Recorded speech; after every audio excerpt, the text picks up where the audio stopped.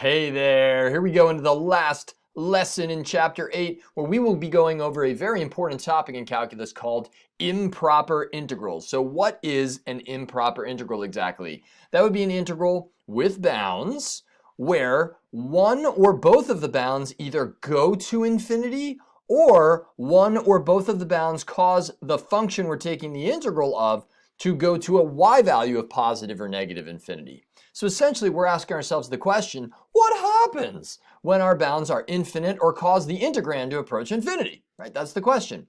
And we have two answers. It's either the integral does what is called converge or we diverge. So what does that mean?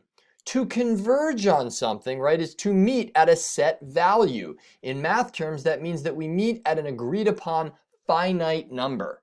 Right, so that's what it means to converge or meet on a finite number, one fixed value. To diverge is to go away from. That could mean that we're either going to an infinite value, or as you'll see in the distant future when we study this thing called series, it's in a little while, that's when we don't really agree on one set final answer. In these answers, it usually means that we're going off to infinity, or we can constantly change values again and again. Like if you took the area between sine x and the x-axis as we go on and on forever, it would never make up its mind because that area would keep changing again and again. So diverge means literally the opposite of converge. Converge means meet on a finite value. Diverge means don't meet at a finite value, often but not always going to infinity or negative infinity. And those are the questions. Now, before we get any further, I want to take a look at a graph of what this looks like. So let's say we've got the integral from 2 to infinity of 1 over x dx. So what does that mean? Well, we know that the area between the curve and the x-axis from this x value to that x value is what that integral means. So here's the visual. You start at 2 and we keep painting on and on forever. And the question is this area finite or does it basically increase without bound? And that's what we're going to find out next. But that's the visual. So let's do this. How do we solve that? How do we decide if this thing converges or diverges? And that's what the instructions say. Does the integral converge or diverge? If it converges, evaluate the integral, meaning find the exact area. Okay, so first things first, whenever you do these problems, it's important to note that we're not learning any new integration manipulations. However, it is important that you write out a limit because you can't plug in infinity. We can only approach it. So anything that causes either the function to approach infinity or actually has an x value going to an infinite value necessitates a limit. Necessitates. How about that? Very formal. So we take the limit as, and I shouldn't say x. I write that out there. We should say a or b or c. The reason why you don't want to put x is because we already have an x as a variable that's been defined. So the limit as a goes to infinity from 2 to a. And again, we have a bound that is approaching a value. We can't just plug in at the end. That's why we have to have the limit. Very important first step. Then all you're going to do is integrate like usual. First fundamental theorem, everything just like normal. And so this would be equal to the limit as a goes to infinity of, and then that integral is the ln of the absolute value of x, just like normal, integrated from 2 to a. And now we use the first fundamental theorem. It's not that bad. You literally keep the limit there until you evaluate it. The limit is a goes to infinity. And that's of ln of the absolute value of a, inserting the upper value in, minus the lower value. So again, same exact process as you've been doing, just keep that limit there throughout until we're ready to evaluate it, which is now.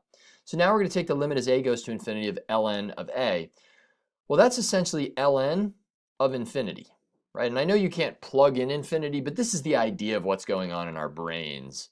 And so what's the ln of infinity? Well, we're really thinking e to the what equals infinity. That would be e to the infinity. So that means that this value approaches infinity minus ln2, and that ln2 doesn't mean anything. You subtract that from infinite amounts, it's still infinite.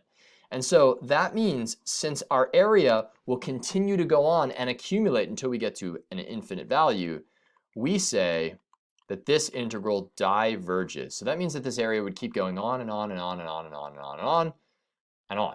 Never stops. So that would be a diverging or divergent integral. It would converge if we got a finite number out of this. Okay, so let's now take a look at an example of something that, I'm going to do a spoiler alert here, converges. So that would be something like the integral from 2 to infinity of 1 over x squared. Okay, So now what we're doing here is we're finding the area from 2 to 1 over x squared. Now what you might notice here is the difference between this graph and that graph. They're graphed on a very similar window, and yet this area does not get tamped down, if you will, by the curve 1 over x as fast as 1 over x squared seems to tamp down the area. So maybe that will affect things. As I said, this one is going to converge, but let's see why. So we get the limit as, and again, I'm going to use a, as a goes to infinity. Pick any letter but x. So limit as a goes to infinity from 2 to a of 1 over x squared. I'm going to rewrite that as x to the negative 2 to set ourselves up with an integral. And so now we take a limit of that. The integration's not that hard at all. And so we've got the limit as a, or a, goes to infinity of, well, we're going to integrate that. We'll add 1. And then, of course, divide by that negative 1. And we'll evaluate that from 2 to a. All right, so let's evaluate away. So that is equal to the limit as a goes to infinity of negative 1 over x. So it'd be negative 1 over a, evaluating a into there, minus a minus. So minus a minus 1 over x. And again, the 1 over x is because it's x to the negative 1. Now, that 1 over x should be 1 over 2, right? It gets replaced with that. A little bit of action there. So that 1 over x gets replaced by 2. And now we evaluate the limit. So this is just a constant. But the limit as a goes to infinity of this, well, something's going to happen here. We're going to get the limit as a goes to infinity of all of that. And you know what? We're taking the limit itself. So I don't have to write that down again since we're taking the limit. We're going to get negative 1 over infinity. Nice. Plus 1/2. So we don't actually have to write the limit again. A little lesson for you because we're evaluating it here. Now, if I have a constant value over infinity, that goes to 0. So that ends up being 0 plus 1/2. And so the answer is the integral converges to this number. So your conclusion is we have a converging integral, and the area as, well, x goes out to infinity is 1/2. So this area here is 1/2. And you might be like, wait, that's 1/2, yet this goes to infinity? That's right. Basically what's happening here is we're not going down fast enough, the curve 1 over x. So when you're adding on all these little areas, you're adding just enough to round up every little decimal place along the way, causing a domino effect to eventually add up enough. And remember, you're going out to infinity, you're adding up enough quick enough to go to infinity. This, however, does not add significantly higher area values. 1 over x squared gets closer to the x-axis quicker than 1 over x. Quicker enough so that we converge to an area of 1/2. So this area from 2 out to infinity, 1/2. So in general, when do we converge and when do we diverge in this kind of an integral? Well, it's actually very eloquent, and we've actually already seen the tipping point of this. So when you integrate this, you would get the limit as, and we have an a down there, so I'll use b now, as b goes to infinity from a to b of x to the minus n dn, right? And so I'm just saying, and that should say actually dx right there, n is a constant. So dx. And now, once we have that x to the minus n dx, the question is, what in the world do we do to integrate this? Well, we add 1 like normal. So you get the limit as b goes to infinity of x to the minus n plus 1 divided by minus n plus 1. And now let's think about this. We are going to converge, of course, minus, right? So that's evaluated from, I should do that from a to b. So we got to think about this a little bit when we converge, when we diverge. So if we take the limit as b goes to infinity of, and we'd be plugging in b to the minus n plus 1 all over minus n plus 1, minus, and that would be a to the minus n plus 1 over minus n plus 1. Now this a value is constant. It really has no consequence right here. It's not making the denominator 0. So we've got to check out and see what happens here. What's our tipping point? Well, let's think about this. When n is equal to 1, right? If n is equal to 1 or less, so we're going to diverge there when n is less than or equal to 1. You might be like, well, why? If n is equal to 1, well, at 1, we're going to have ourselves a situation where we get 1 over x to the 1. That's the ln of x. So at n equals 1, we get ln of infinity, right? Because this wouldn't just be something that is now some sort of power, it's going to be ln, and then we plug in infinity, and that goes to infinity, right? So we diverge.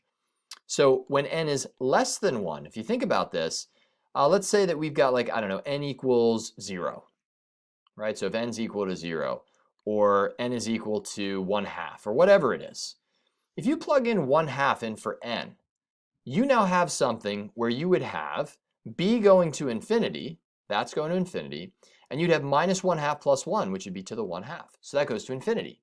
So we need a number bigger than 1 to keep the x value in the denominator after we integrate. So n being greater than 1 is when we converge. And for those of you that are watching this, you're like, dude, I don't totally get this generalization. That's fine. It doesn't have to be for you. Totally. This is a little bit more formalized. The tipping point is at 1, though. That's what I would take away from this. So let's say that we pick something like n equals 3. Well, now you've got something like 1 over x cubed. And when you integrate that, your integral is still going to have something nice. You're going to have, I think, minus 1 over 2x squared, right, is what that integral ends up being. Because you have x to the minus 3, you add 1 to that and divide by what that number is.